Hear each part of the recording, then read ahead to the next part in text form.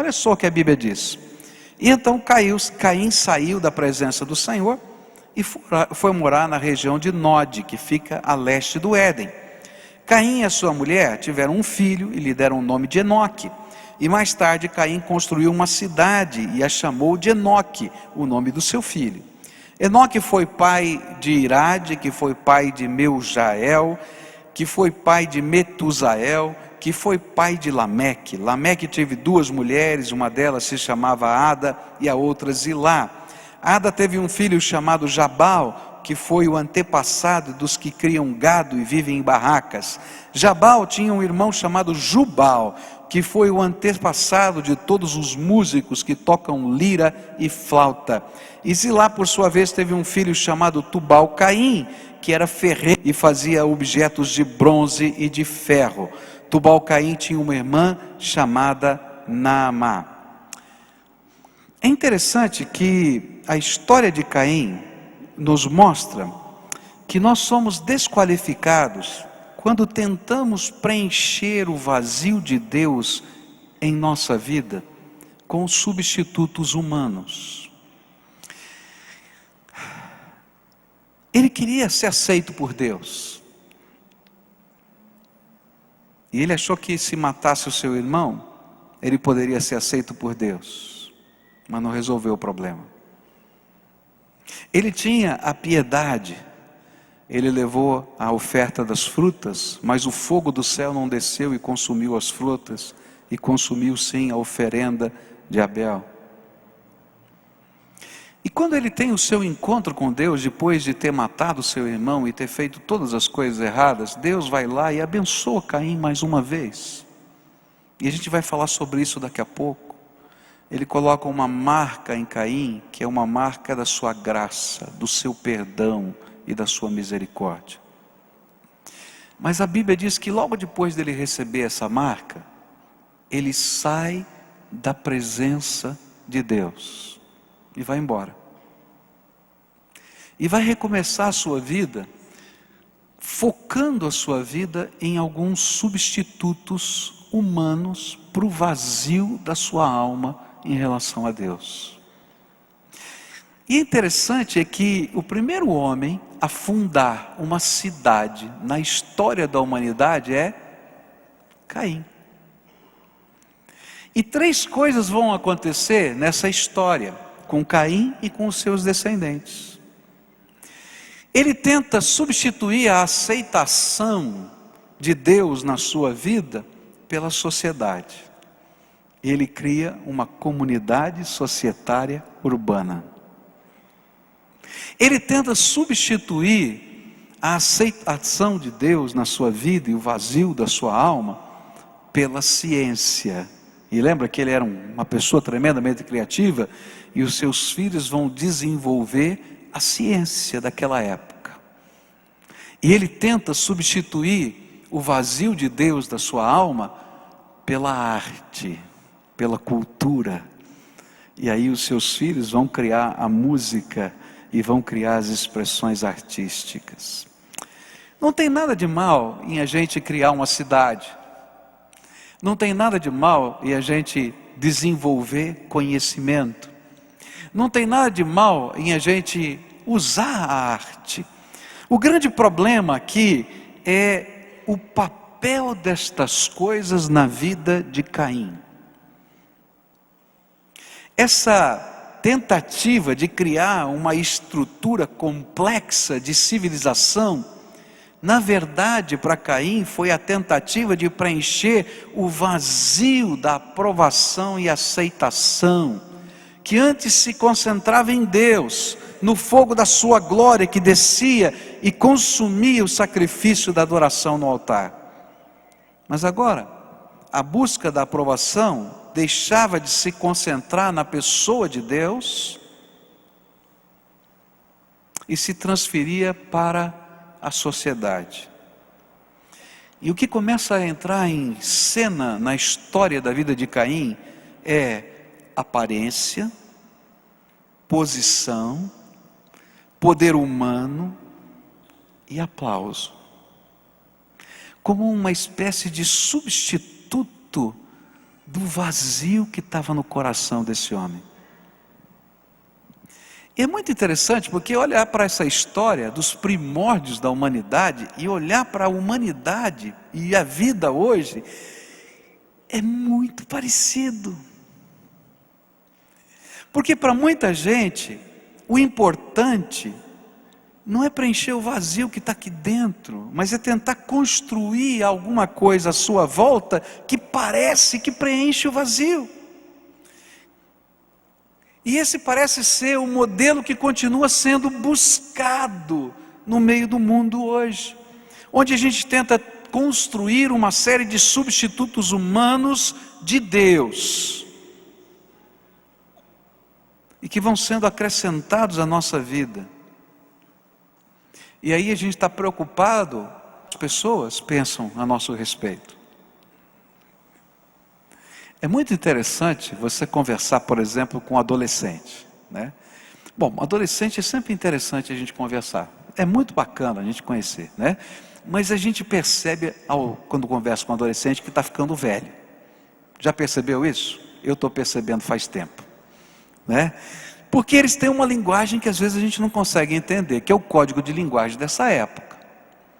E a roupa? Você já viu a roupa? E o interessante é que a roupa do adolescente tem a ver com a tribo que ele pertence. E tem uns nomes de tribos que eu nem sei mais. Eu estou totalmente desatualizado. Tem uns que a gente olha assim, usa um cabelo meio lambido. Já viu esses cabelos meio lambidos assim, né? Como é que é o nome? Ah, você sabe, né? O negócio é bom aí. O emo, né? A roupa sempre parecida, você fica olhando, é homem, é mulher, mais ou menos. É verdade ou não é? Não é? Aí tem aqueles outros que usam uma bermuda que não é bermuda. Eu nunca sei se é bermuda, se é calça, porque nem sei se é grande ou pequena, porque parece que, né, cabe 2 dentro da bermuda. Já viu? Né? Esse parece que é o skateiro, sei lá o que é esse negócio. Que é esse negócio aí? Skatista, tá? Aí você tem, é muito interessante esse negócio, você já viu? Né? E aqueles que parecem um moicano quando penteia o cabelo, já viu? Levanta assim, aquele miolinho assim, corta curtinho, passa um monte de gel, fica aquele cabelinho assim, tudo arrepiado, né? E tem uns que compram papel de seda, já viu isso? Compra papel de seda, um dia está vermelho, outro dia está amarelo. É doido aquele negócio. Sabe para quê? Para ser aceito. Agora a gente olha isso para o mundo do adolescente, e a gente pode até entender um pouquinho, porque a identidade de um adolescente está ligada ao grupo que ele pertence. Ele está numa fase da vida que ele está querendo descobrir quem ele é. E ele precisa da força do grupo para dizer quem ele é. Mas sabe que continua. E tem gente que está preocupada com a marca da roupa, com a marca disso, daquilo. E às vezes você começa a andar assim na rua, você escuta umas futilidades tão grandes, não é verdade? E a gente vai ver a filosofia de Caim, tentando preencher um vazio tremendo que está dentro da alma, com um monte de coisas que não preenchem o coração, porque o coração continua vazio. Eu não estou dizendo que é pecado você usar essa roupa ou não usar essa roupa, não é isso que eu estou falando. Eu estou falando de uma coisa muito maior. Eu posso ser desqualificado na presença de Deus se eu não entender que estas coisas não são o valor da minha vida, e nem são elas que determinam quanto eu valho. Mas toda vez que eu coloco esses conceitos como o valor da minha vida, eu estou tentando eleger um substituto para o vazio da minha alma, e eu vou pelo caminho de Caim. Outra coisa que vai acontecer com Caim é que nesse envolvimento em que eu tenho um vazio que eu não consegui resolver, E eu estou começando tudo de novo, tentando a minha vida, e eu estou achando substitutos. Então a gente vai perceber nos descendentes de Davi isso acontecendo, e muito provavelmente como uma influência da criatividade de Caim.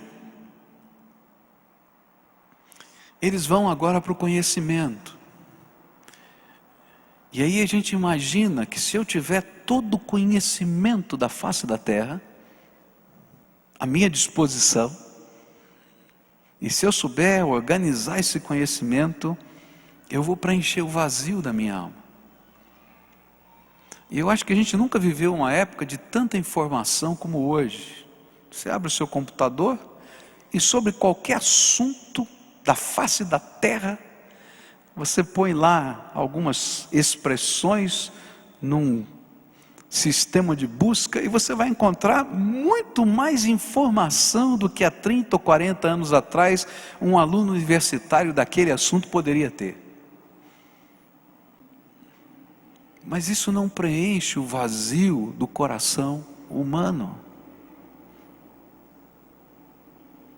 E aí a gente fica imaginando que se a gente detiver todas as habilidades artísticas do universo, eu vou poder preencher o vazio da alma. E ainda que eu seja um artista em qualquer área do mundo,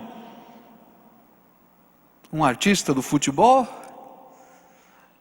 um artista das artes plásticas, da música, eu não vou preencher o vazio do meu coração.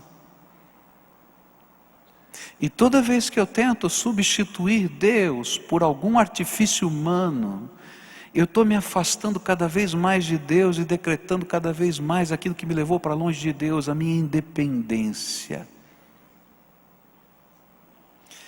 O problema de Caim foi não querer se submeter e depender de Deus. E o problema dele continuou sendo exatamente esse, tentando achar substitutos humanos para acrescentar valor à sua vida. E assim o homem, ao estilo de Caim, começa a buscar o seu valor e o sentido da sua existência, não mais no seu relacionamento com Deus, mas na sua posição, no seu conhecimento, na sua arte. Na verdade, ele quer achar o seu valor em si próprio e na criação das suas mãos, e não no seu relacionamento com aquele que é eterno e transcendente e nos convida a viver a eternidade com Ele. Agora, sabe qual é a consequência dessa mudança tão grande nos valores da vida? É que a sociedade em que o homem, ao estilo de Caim, vive, se torna violenta e corrupta. Porque quando nós não temos valores que são transcendentes, e a nosso valor não está ligado a alguém maior do que a gente, que é o Deus eterno, a nossa corrupção vem para fora, e passa a ser o valor que controla a sociedade. Olha só o que vai acontecer na cidade de Caim. Olha só o que vai acontecer na sociedade de Caim. Diz assim o versículo 23 e o verso 24 do capítulo 4 de Gênesis. Certo dia Lameque disse às suas mulheres, Adá e Zilá: escutem-me, mulheres de Lameque, marquem bem o que eu digo. Matei um homem porque me feriu, e matei um moço porque me machucou. Se são mortas 7 pessoas para pagar pela morte de Caim, então se alguém me matar, serão mortas 77 pessoas da família do assassino. E é interessante, é que Lameque está falando do contexto da sociedade. O que vale é a força, é o poder, é o controle. Não mexe comigo não, porque eu acabo com você. E sabe o que é pior? É que Lameque ainda vai usar a graça divina, porque Deus colocou uma marca da sua graça em Caim, diz, ninguém vai mexer com você. E se mexer, eu vou punir. E ele diz, está vendo? O negócio é tão bom, que a graça se transforma em sinônimo de validação da injustiça. E aí a gente começa a viver uma sociedade que gira em torno do egocentrismo, do egoísmo, do ciúme, da vaidade, dos valores que não têm valores, uma cidade que não tem família, uma sociedade que não tem respeito por ninguém e por nada, onde a violência e a morte peregrinam no meio da gente.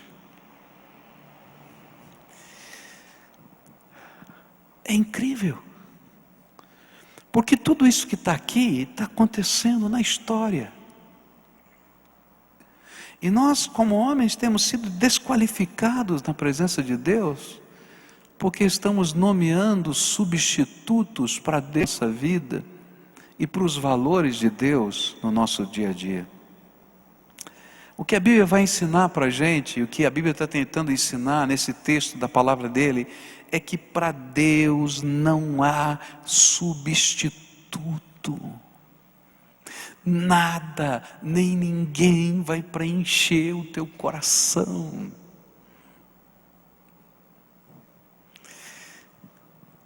É interessante, você conquista alguma coisa, e de certo você já conquistou alguma coisa. 2 dias depois da conquista, acabou.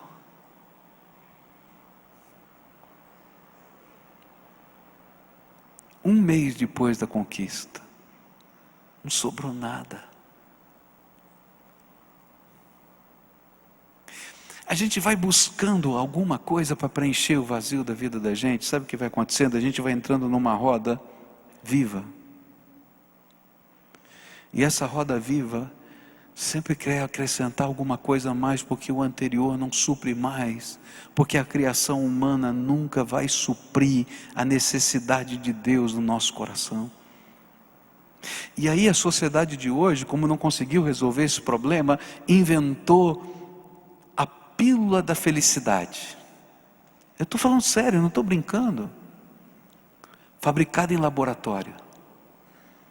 E o maior mal da sociedade no mundo hoje é o consumo da pílula da felicidade, que tem vários nomes: êxtase, crack, maconha, cocaína e assim vai. E se você perguntar por que as pessoas começam a se envolver com as drogas, é porque elas estão procurando preencher o vazio que estão dentro delas.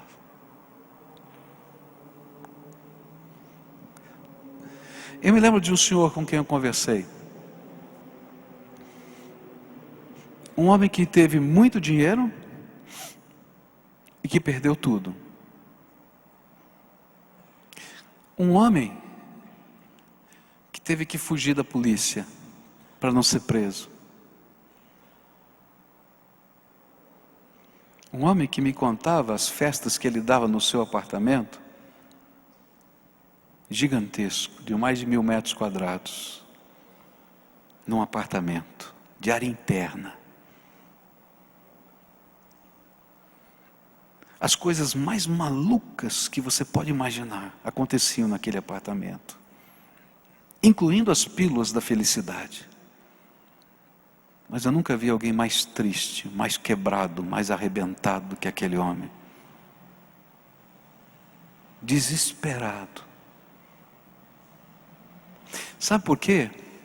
Porque para Deus não existe substituto. Não tem pílula de felicidade que funcione, porque tudo é vazio de vazio, e toda tentativa humana de preencher o vazio com uma outra criação humana é vazio, é injustiça, e vai se transformar em sofrimento ao longo do tempo. Porque, na verdade, toda tentativa humana de preencher o vazio existencial, espiritual e moral da alma é uma paródia da dadivosa criação da graça de Deus. E sabe, essa paródia, ela tem por detrás uma ânsia de poder e controle, que geram o tipo de sociedade que nós conhecemos hoje, onde o vazio de Deus cresce, e as conquistas humanas, por mais sofisticadas que sejam, continuam a não satisfazer a alma.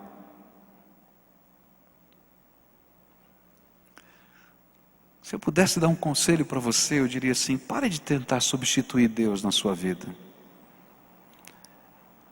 O seu valor não está na roupa que você veste, não está no grupo que aplaude você, ou que critica você.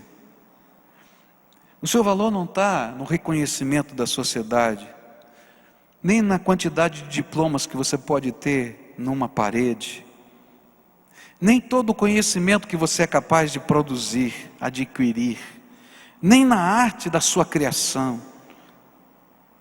O seu valor vem de uma descoberta tremendamente simples: Deus ama você e tem um propósito para a sua vida. E é na comunhão e na aprovação do seu Criador que você se encontra, tanto no sentido da vida, como no próprio sentido da felicidade. Queridos, como é gostoso a gente saber que a gente vale só por existir. A gente vale só para existir. Você deve ter assistido isso, como eu assisti anos atrás, numa Olimpíada, uma Paraolimpíada, onde teve uma corrida de excepcionais. Você deve ter visto esse filme junto com tantas outras pessoas.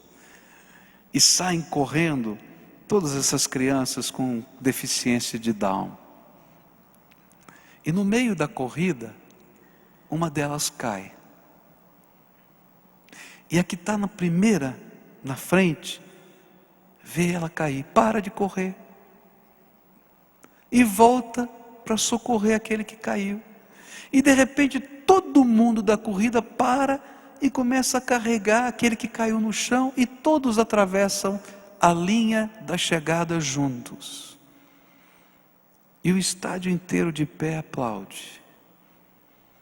Porque aquelas crianças excepcionais estavam mostrando um valor que às vezes a sociedade não consegue enxergar. Você não vale porque você conseguiu chegar primeiro naquela linha. Você vale porque você é gente, você existe, porque Deus tem um plano para a tua vida. Você não vale mais porque você é o mais inteligente. Você vale porque você é uma pessoa única, criada por Deus, tremenda, maravilhosa. Não existe outro igual, só você. Não tem um fio de cabelo que seja igual a outro fio de cabelo de outro ser humano. Não tem uma única impressão digital que seja igual, porque Deus te fez único e esse é o teu valor. Agora eu só vou entender isso e só vou aceitar isso num mundo como o mundo de Caim, se eu estiver conectado com meu Pai. E se a aceitação de meu Pai para comigo for tão forte, tão tremenda na minha alma, que supra todas as outras coisas. E são esses homens, supridos interiormente, que escrevem a história com as marcas mais tremendas e maravilhosas da história. Você vai encontrar muita gente que supriu a história com marcas tremendas, mas não maravilhosas, horrendas tantas vezes, seguindo o modelo de Lameque ou de Caim. Os homens que conquistaram, que mataram, que impuseram a força. Mas as páginas da história estão cheias de riquezas daqueles que tão bem interiormente podiam fazer algo diferente nessa terra.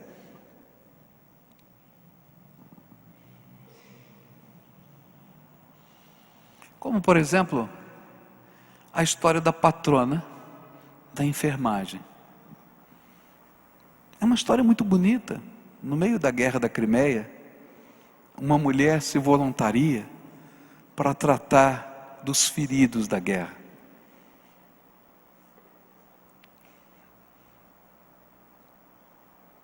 E aquela mulher, na noite, quando no campo de batalha, entre a trincheira de um lado e a trincheira do outro lado, se ouviu os gemidos dos feridos e ninguém tinha coragem de entrar no campo de batalha, vestia uma roupa branca com uma cruz vermelha e uma lanterna. E saía caminhando no meio do campo de batalha. E recolhia todos os feridos, os inimigos e os amigos. E ninguém tinha coragem de dar um tiro, porque talvez no dia seguinte ele estivesse no campo de batalha e aquele anjo de branco podia chegar lá com a sua lanterna para fazer alguma coisa. Essa mulher era uma mulher temente a Deus,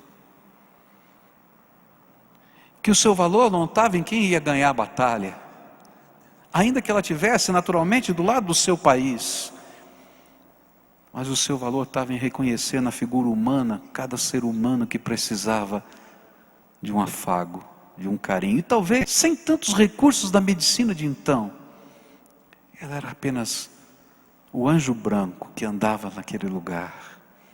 É de gente assim que esse mundo precisa, porque de Caim está cheio, de Lameque está cheio, e são essas pessoas que vencem e que mudam a história, porque tem a coragem de dizer: eu não aceito substitutos para o valor que Deus dá para a minha própria vida.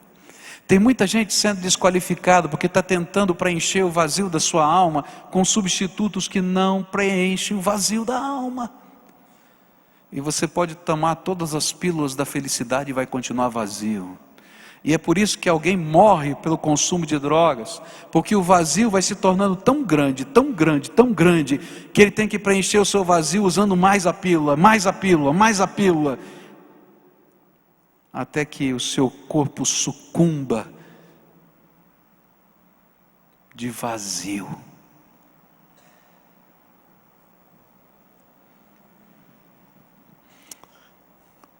Para de tentar substituir Deus, porque só nele você vai encontrar verdadeiro sentido e felicidade. A segunda coisa que eu queria deixar com você nessa noite é que Caim foi desqualificado quando nós esquecemos, ou quando ele esqueceu, o que significa andar longe de Deus. Olha só o que a Bíblia diz nos versos 10, 11 e 12. Então Deus disse: por que você fez isso? Da terra o sangue do seu irmão está gritando, pedindo vingança. Por isso você será amaldiçoado e não poderá mais cultivar a terra, pois quando você matou o seu irmão, a terra abriu a boca para beber o sangue dele. E quando você preparar a terra para plantar, ela não produzirá nada. Você vai andar pelo mundo sempre fugindo. Queridos, toda vez que eu me desconecto de Deus, eu me torno um errante fugitivo na vida. Eu me torno alguém que anda pelo mundo sempre fugindo. E quando nós nos esquecemos que a consequência do nosso pecado é distância de Deus, uma distância que nos transforma em pessoas que sempre estão fugindo de si mesmas e de Deus, de um encontro com Deus. E essa é a razão do nosso vazio. É engraçado porque quando a gente olha às vezes as atitudes de uma criança, a gente pode perceber aquilo que às vezes fica mascarado no nosso jeito de viver. Você já deve ter visto isso. Quando uma criança sabe que fez uma coisa errada, de duas uma: ou ela esconde o que está quebrado, o que está errado, para ninguém ver, e quando não tem jeito, se esconde. Não é verdade? Para não ter que enfrentar. E não é nem por medo de apanhar ou qualquer coisa, é só para não enfrentar. E na verdade, nesse nessa atitude infantil, a gente vai ver o que de fato nós, seres humanos, somos. Porque, por não nos sentirmos bem com o nosso erro, às vezes a gente está sempre tentando descobrir um lugar para recomeçar sem ter que enfrentar o nosso passado. E a gente imagina assim: olha, está tão ruim, eu vou mudar de cidade. Eu vou mudar de cidade. E vou começar a minha vida de novo. Eu era criança, morava no interior de São Paulo, e tinha um amiguinho que morava numa casa, nós morávamos numa rua sem saída, então as casas todas ali ficavam naquela rua. E eu tinha um amiguinho que morava naquela casa. E num belo dia, de manhã, eu fui chamar o meu amiguinho, e a casa estava vazia. Aquela família, no meio da madrugada, tinha sumido, abandonado a casa. Depois o dono da casa tinha vindo e falou assim: não, é que ele não pagou aluguel durante muito tempo, ele desapareceu, sumiu. E eu nunca mais me esqueci, eu devia ter uns 9 anos de idade. Meu amigo, desapareceu, nunca mais vi. Às vezes nós somos assim, nós imaginamos que a gente pode simplesmente pegar, deixar o nosso passado para trás, ir para um outro lugar e começar. Só que a gente sempre se esquece que o passado vai com a gente. Porque você não muda a tua história, está dentro do teu coração, está nas tuas lembranças, está no teu dia a dia. E o que Deus está dizendo para Caim, e que ele teve que dizer para Adão, porque Adão agiu da mesma maneira, é dizer: filho, presta atenção, vamos começar do jeito certo, porque não tem jeito de você ficar vagando pela vida, sem resolver o que ficou para trás. Porque assim a gente tem que sempre recriar a vida da gente.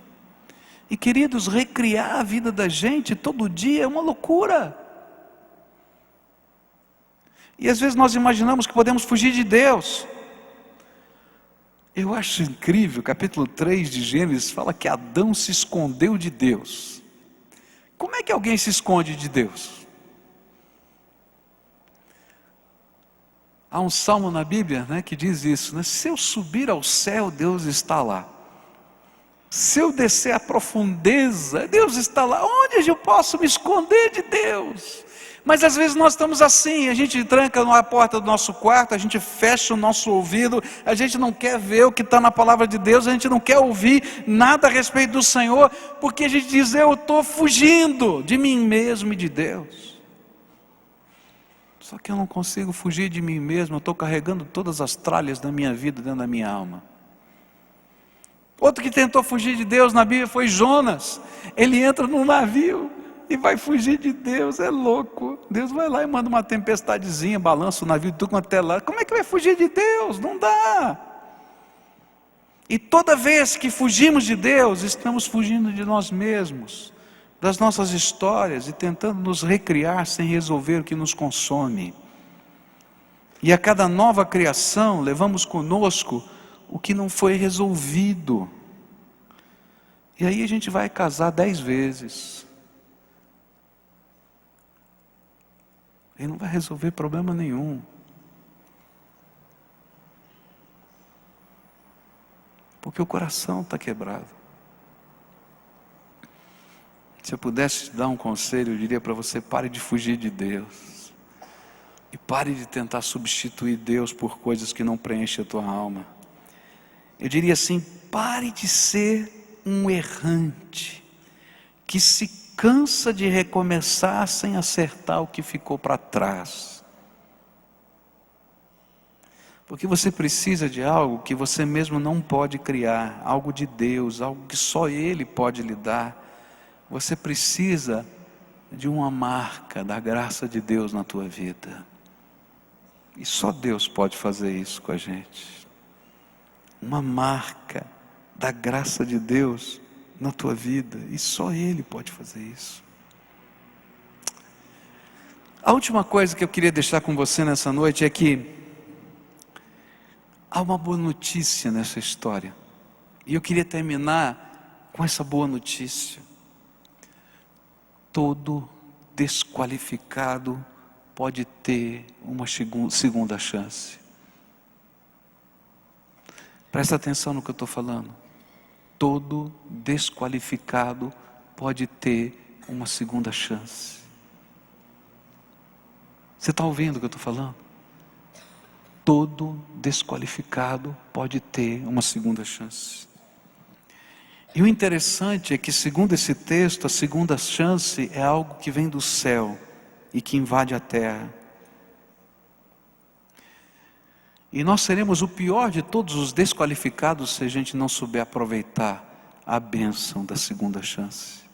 Olha só o que a Bíblia diz, versos 13 a 15. Caim disse a Deus, o Senhor: eu não vou poder aguentar esse castigo tão pesado. Hoje tu estás me expulsando da terra. Terei de andar pelo mundo sempre fugindo e me escondendo da tua presença. E qualquer pessoa que me encontrar vai querer me matar. Mas o Senhor respondeu: isso não vai acontecer. Pois se alguém matar você, serão mortas 7 pessoas da família dele. E em seguida, o Senhor pôs um sinal em Caim, para que se alguém o encontrasse, não o matasse. Tem muita gente discutindo que sinal era esse. Se era a cor da pele, se era uma marca na testa, se era uma tatuagem, sei lá, a Bíblia não diz o que é. Mas eu quero dizer o que aquele sinal queria dizer. Onde aquele homem passasse, ele não precisava esconder o seu passado. Ele não precisava se reinventar. Porque ele tinha uma marca do Deus Todo-Poderoso que dizia: perdoado, perdoado, perdoado, perdoado. Gente, e aquilo que para muitas pessoas podia significar marca da desgraça, Deus estava dizendo que era uma marca inconfundível da sua graça.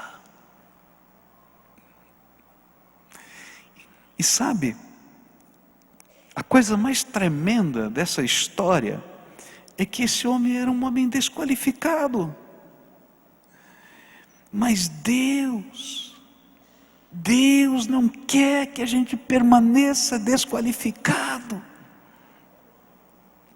E Deus está disposto a fazer desse homem aqui chamado Caim, e de você e de mim, que antes éramos fugitivos, errantes, alguém que pode se reencontrar consigo mesmo, com os seus, e com Ele, Deus. Alguém que pode ser aceito, não porque nunca falhou, mas porque foi perdoado e restaurado pela graça. Alguém que Deus vai colocar uma marca que não vai sair, e essa marca vai se tornar a marca da graça de Deus. A marca da graça de Deus nunca esconde o nosso passado, ao contrário, o nosso passado, que era uma desgraça, se transforma em marca de amor, misericórdia e reconstrução de vida. E a marca da graça é reconhecimento dos nossos erros, como erros, mas do nosso recomeço como fruto de um amor redentor de Deus tremendo. A marca da graça é um memorial de quem somos, pecadores, e do que podemos ser pela graça poderosa de Deus, perdoados e transformados. Alguns meses atrás a gente teve aqui um encontro doutrinário aqui na nossa igreja, e veio um jovem dar o seu testemunho aqui, falando sobre o homossexualismo. E é tremendo. Aquele homem chegou aqui nesse púlpito, pegou um microfone e contou sua história. Quem ele era, o que ele fazia, como ele vivia, do jeito que ele era. e falou da graça. Ele não tinha que esconder. Se você entrar no blog, ele tem um blog dele, ele continua falando. Ele não tem que esconder o seu passado, a sua história. Ele só vai dizer o que Jesus fez na vida dele. E para mim foi tremendo o momento que terminou aquele encontro, quando ele chamou aqui a sua esposa, sua filhinha, e apresentou para todos nós. E disse assim: olha, eu já vivia assim, assado, eu pensava desse jeito, eu vivia desse jeito, mas o Senhor transformou a minha vida. E sabe, queridos, isso acontece comigo, com você, porque a Bíblia diz que não tem um só ser humano que não seja pecador, carente da graça de Deus. E o estilo de Caim faz parte da minha vida e da sua. Não tem pecadinho ou pecadão. O que nós temos somos todos nós pecadores, carentes da graça de Deus. E cada um vai ter a sua história. E pela graça de Deus eu posso ser quem eu sou, porque a graça de Deus vem e reconstrói a minha história, não escondendo o meu passado, mas transformando o poder redentor dele a minha vida. E eu vou trazer na minha vida as marcas da graça. E toda vez que a marca da graça está em nós, ela se torna um impacto no mundo de Caim.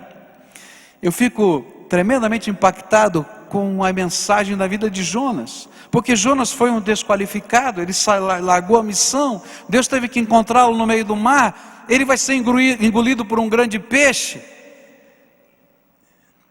e os efeitos do suco gástrico do peixe na pele de Jonas fizeram com que ele perdesse toda a melanina, e ele ficasse aquela pessoa que parece um albino, e perdesse todo o cabelo, todos os pelos do corpo.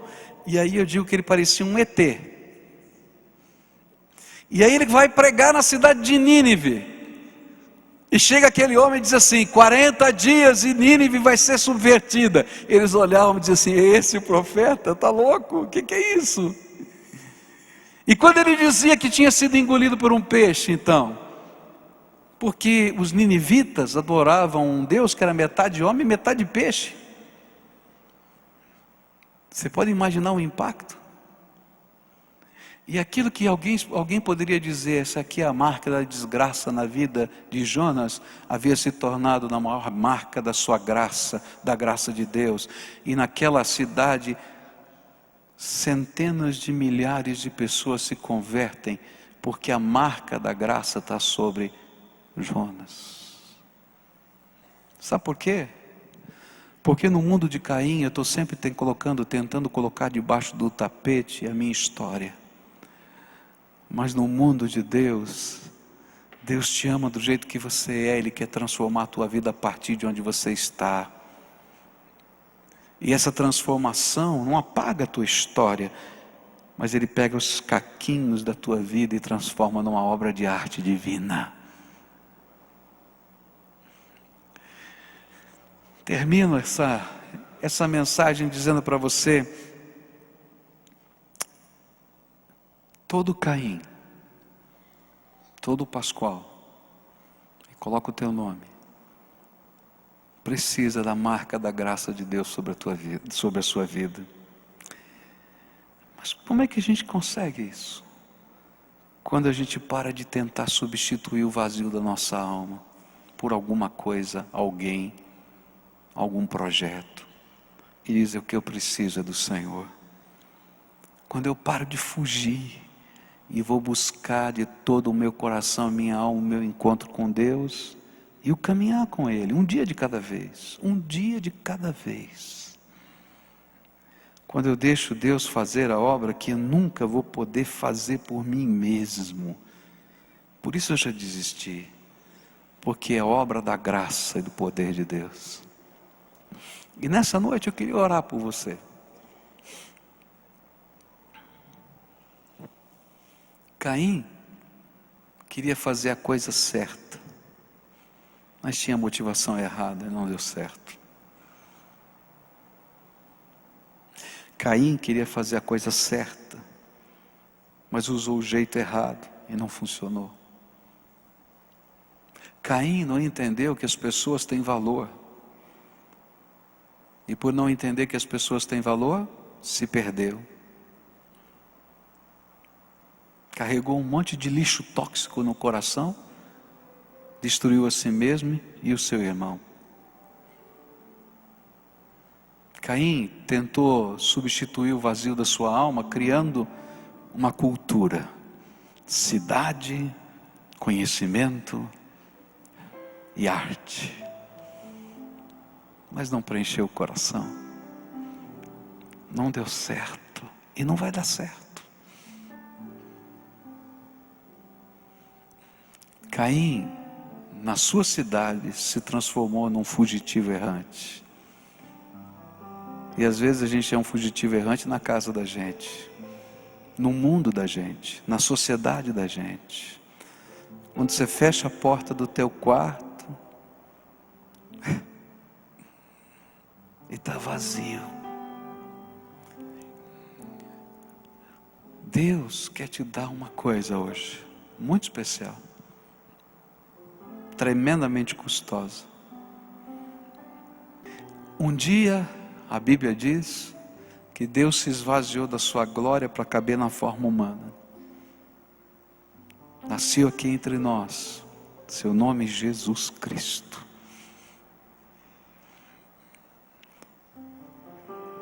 E por causa do valor que você tem e do amor que Ele tem por você, e por saber que o salário do pecado é a morte, Ele vai e toma o teu lugar na cruz do Calvário e morre por você.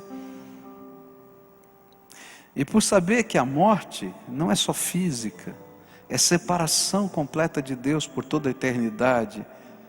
Ele desce ao Hades, o lugar que a gente chama de inferno. E naqueles 3 dias entre a sua morte e a ressurreição, Ele vai lá e toma das mãos de Satanás 2 chaves. A chave da morte e do inferno. E quando Ele ressuscita, Ele traz nas mãos essas chaves. E a Bíblia diz que para que todo aquele que nele crê não pereça, mas tenha vida eterna. E aí Jesus vai dizer aos seus discípulos ressuscitados: todo poder me foi dado no céu e na terra. E eis que estou convosco todos os dias até a consumação dos séculos. Sabe por quê? Porque eu preciso que essa marca da graça de Deus se renove todo dia na minha vida. E essa marca não é um símbolo religioso, não é um amuleto que eu controlo, que eu uso ou não uso. É Jesus Cristo, Senhor nosso, vivendo dentro do nosso coração todos os dias, por toda a eternidade. Ele é a graça. A graça que me ensina a viver um dia de cada vez. A graça que me pega caído hoje e diz: vamos levantar e vamos caminhar de novo, rapaz. Se não desistir de você, não vou desistir. Não desista de mim. E a gente vai, e mais um dia, e outro. A graça que é tremenda, que diz: você vale muito, só porque eu te amo. E nessa noite eu queria orar para que essa graça de Deus fosse a marca de Deus na tua vida. Que o Espírito Santo de Deus entrasse aí no teu coração, que você não precisasse se reinventar, porque Deus vai trabalhar essas mudanças dentro da tua vida. Que você não precisasse fugir nem de você, nem de ninguém, nem preencher os vazios da sua alma, nem usar qualquer pílula de felicidade, porque é graça de Deus que vai te acompanhar. E eu vou orar por você, pedindo essa bênção. Agora eu quero orar por você. Senhor Jesus, estão aqui os teus filhinhos amados. O Senhor os conhece. O Senhor os criou únicos. E eu quero te pedir, Senhor Jesus, abre as janelas dos céus agora. E vem com a tua graça sobre a vida deles. E marca a vida deles com a tua graça. que o poder do teu amor esteja sobre eles, que a tua misericórdia esteja sobre eles, que a transformação venha, Senhor, através dessa tua graça tremenda, que os conflitos que são dentro da alma, Senhor, às vezes um litígio tão intenso, ó Senhor, sejam trabalhados pelo teu amor que reconstrói. E Senhor, eu não quero te pedir para o Senhor apagar o passado, eu quero te pedir para o Senhor reconstruir essa vida, de tal maneira que as marcas da tua graça se transformem, Senhor, em marcas da tua transformação, da tua vitória e da tua bênção na vida deles. E por onde eles andarem, eles sejam um testemunho vivo de que o Senhor é bom, que a sua misericórdia dura para sempre e que o Senhor tem um plano maravilhoso para as nossas vidas. Abençoa esses teus filhos, é aquilo que eu oro em nome de Jesus. Amém e amém, amém.